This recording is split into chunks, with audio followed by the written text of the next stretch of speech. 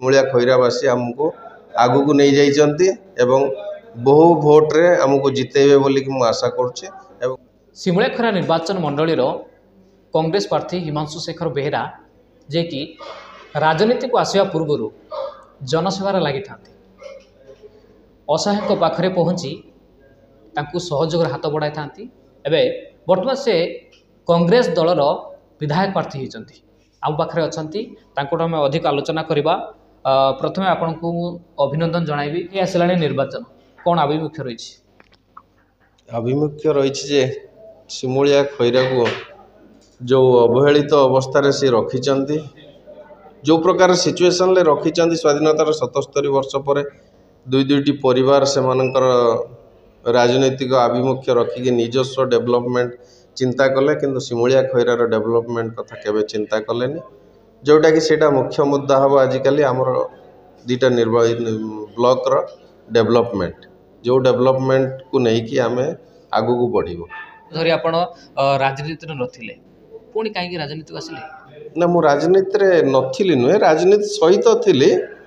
ମୁଁ କୌଣସି direct ଇଲେକ୍ସନରେ participate କରୁନଥିଲି, କିନ୍ତୁ ସବୁଥର ମୁଁ ରାଜନୀତି ସହିତ ଥିଲି ଏବଂ କଂଗ୍ରେସ ଦଳ ସହିତ ଥିଲି। ସ୍ପେସିଆଲି ମୁଁ କଂଗ୍ରେସ ଦଳ ସହିତ ଥିଲି, ମୁଁ ପିସିସି ସହିତ ଥିଲି, ଡିସିସି ସହିତ ଥିଲି, ବ୍ଲକ କଂଗ୍ରେସ ସହିତ ଥିଲି। ତାମାନେ ନୁହେଁ ଯେ ମୁଁ କଂଗ୍ରେସ ଦଳ ଛାଡ଼ିକି ପଳେଇଥିଲି, ମୁଁ କଂଗ୍ରେସ ଦଳ ସହିତ ସବୁବେଳେ ଥିଲି। ମୋର ଆଖପାଖ 4-5ଟା ପଞ୍ଚାୟତ, ମୁଁ ସେମାନଙ୍କୁ ସବୁ ନିର୍ବାଚନରେ ମୁଁ ଆସିକି ତାଙ୍କୁ ସହଯୋଗ କରେ। ତାଙ୍କ ପଞ୍ଚାୟତ ନିର୍ବାଚନରେ ଆପଣ ପଚାରିପାରିବେ ଯେକୌଣସି ଲୋକ, ମୁଁ ରାଜନୀତି ସହିତ ଥିଲି, କିନ୍ତୁ ମୁଁ ଆସିନଥିଲି ଡାଇରେକ୍ଟ ଇଲେକ୍ସନ୍ ଲଢ଼ିବା ପାଇଁ କେବେ ଇଚ୍ଛା କରୁନଥିଲି। ଯେହେତୁ କଂଗ୍ରେସ ଦଳର ସିଚୁଏସନ୍, ଏଠି ଜଣେ ନେତା ଥିଲେ ଛାଡ଼ିକି ପଳେଇଲା ପରେ ଯେଉଁ ପ୍ରକାର ସିଚୁଏସନ୍କୁ ଗଲା, ମୁଁ ସେଇ ସିଚୁଏସନ୍ ଯେହେତୁ କଂଗ୍ରେସ ଦଳର ମୋ ଆଭିମୁଖ୍ୟ ଏବଂ ଭଲ ପାଇବା ନେଇକି ସବୁବେଳେ ରହିଛି, ମୁଁ ସେ ଦଳକୁ ତଳକୁ ଯିବାକୁ କେବେ ଦେଖିପାରିଲି ନାହିଁ। ଯେଉଁଟାକି ମୁଁ ଆସିଲି ସେଇ ଦଳର ପ୍ରତିନିଧିତ୍ୱ କରିବା ପାଇଁ ଏବଂ ଇଲେକ୍ସନ୍ ଲଢ଼ିବା ପାଇଁ ଚିନ୍ତା କଲି। ଆଚ୍ଛା, ଆପଣ ତ ଯେହେତୁ ପ୍ରାର୍ଥୀ ହେଇସାରିଛନ୍ତି, କିନ୍ତୁ ଆପଣଙ୍କର କ'ଣ ମୁଖ୍ୟ ଲକ୍ଷ୍ୟ କ'ଣ ସବୁ ରହିଛି? ମୁଖ୍ୟ ଲକ୍ଷ୍ୟ ରହିଛି ଅନଏମ୍ପ୍ଲୟମେଣ୍ଟ। ସ୍ପେସିଆଲି ମୁଁ ସବୁ ଚ୍ୟାନେଲକୁ ଏବଂ ସବୁ ମିଟିଂରେ ଏବଂ ସମସ୍ତଙ୍କୁ ମୁଁ କହିଛି, ଶିମୁଳିଆ ଖଇରାର ଅନଏମ୍ପ୍ଲୟମେଣ୍ଟ ସିଚୁଏସନ୍ ପୁରା ଚରମ ସୀମାରେ ମୁଁ ଦେଖୁଛି। ଆମ ଓଡ଼ିଶାରେ କହିବାକୁ ଗଲେ ବାଲେଶ୍ୱର ଜିଲ୍ଲାର ଶିମୁଳିଆ ଖଇରା ବହୁତ ଦୟନୀୟ ପରିସ୍ଥିତିରେ ଲୋକମାନେ ରହୁଛନ୍ତି। ଖାଇବାକୁ ଗଣ୍ଡେ ଦାନା ନାହିଁ, ଉପାସ ରହୁଛନ୍ତି ଲୋକ ସକାଳୁ ଉଠିଲେ କାମ ଖୋଜିବା ପାଇଁ ଦିଲ୍ଲୀ ବମ୍ବେ ଯାଉଛନ୍ତି।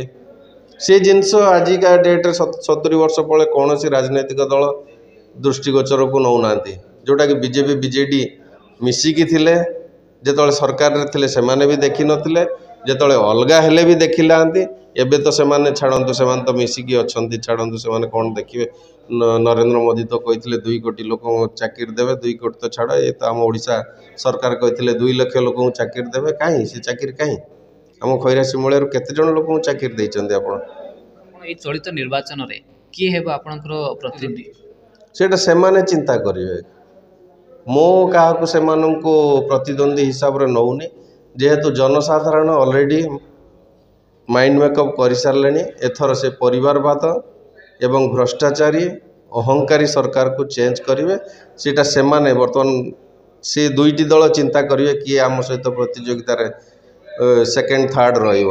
ଆମେ ଅଲରେଡ଼ି ଶିମୁଳିଆ ଖଇରାବାସୀ ଆମକୁ ଆଗକୁ ନେଇଯାଇଛନ୍ତି ଏବଂ ବହୁ ଭୋଟ୍ରେ ଆମକୁ ଜିତେଇବେ ବୋଲିକି ମୁଁ ଆଶା କରୁଛି ଏବଂ ମହାପ୍ରଭୁଙ୍କର ଇଚ୍ଛା ବି ଅଛି ଏଥର ଖଇରା ଶିମୁଳିଆ ନୂଆ ଦେଖିବ।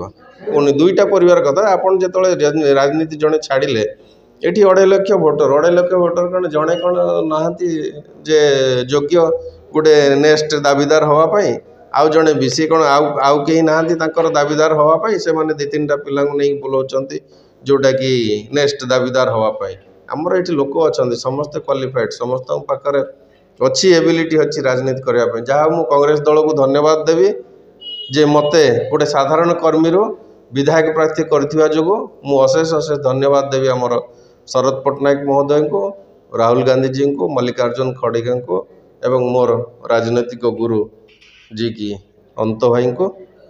ମୁଁ ତାଙ୍କୁ ଅଶେଷ ଧନ୍ୟବାଦ ଦେବି ଗୋଟେ ସାଧାରଣ କର୍ମୀକୁ ଆଣିକି ଗୋଟେ MLA ଟିକେଟ୍ ଦେଇଥିବାରୁ ଏବଂ ଖଇରା ଶିମୁଳିଆ ବାସୀଙ୍କର ଭଲ ପାଇବା ଏତେ ଜୋର ବଢ଼ି ଯାଇଥିଲା ଯେ सेमाने मो टिकेट दबा पाई सेमाने बाध्य हेले। कौन प्रमुख मुद्दा कौन रहिबो?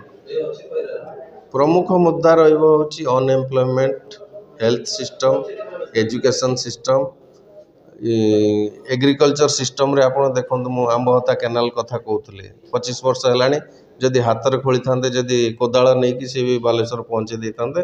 ता सहित आपण चिंता करंतु कुटीर शिल्प इकोनॉमिकल ग्रोथ सब गाँव रे जिमिति हबो से जिनस मो तरफ 200% रहिबो जे प्रति गाँव रे जिमिति समस्ते स्वावलंबी हेबे। गाँव ग्रोथ गाँव रो हेई परिबो जिमिति हवा भलिया अछि आम पाखरे सब इंफ्रास्ट्रक्चर अछि। गाँव ग्रोथ गाँ लोक ही करि परिबे, गाँव ही रोजगार तैयारी हेई परिबो, से सब जिनस करि परिबे जोटा कि आम सरकार सेटा को दृष्टिगोचर करू नाहंती। जोटा कि नवीन बाबू कहतु कि से पांडियान कहतु कि जी कहतु 25 वर्ष शासन ले रहिले गाँव ग्रोथ कौन करछंती, गाँव रे लोक कहीं स्वावलंबी होउनांती। जोटा मु विदेश रे बुली के आसी आज्ञा मु बहुत विदेश देखी के आसी देखी सबू डेवलप्ड कंट्री देखी जोड़ा डेवलपिंग कंट्री भी देखी सेमानक ग्रोथ गाँव ही होईची।